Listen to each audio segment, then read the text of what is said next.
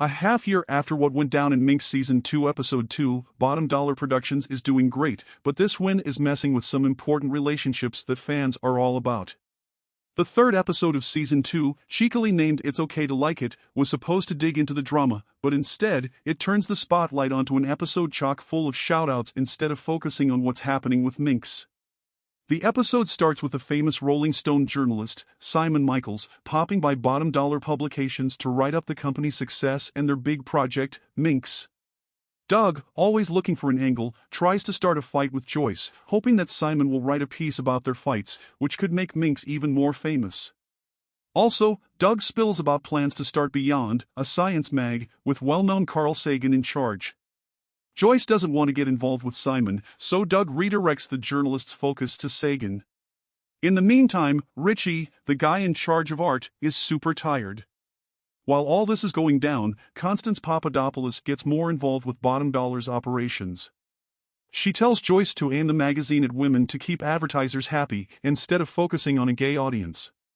There's also a side story about Lenny and Shelley's neighborhood dinner party, which they can't make bigger because they don't have enough chairs. Doug's merchandise is selling like hotcakes, but he's not happy being seen as just the merch man at his company, especially when Joyce and Minx are stealing the spotlight.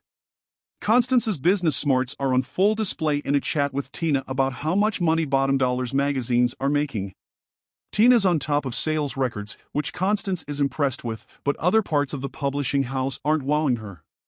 She puts a stop to 2 magazines being published and pulls the plug on Beyond, even giving Sagan the boot.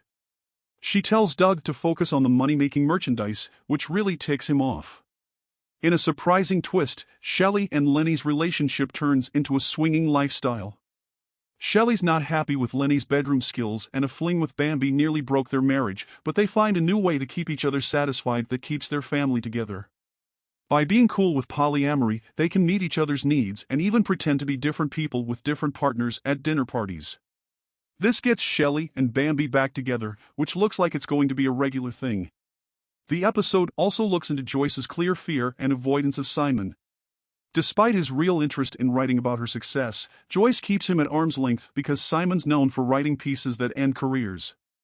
Her running away comes from a deep fear of failing and losing everything, an anxiety that stops her from fully owning and celebrating her success.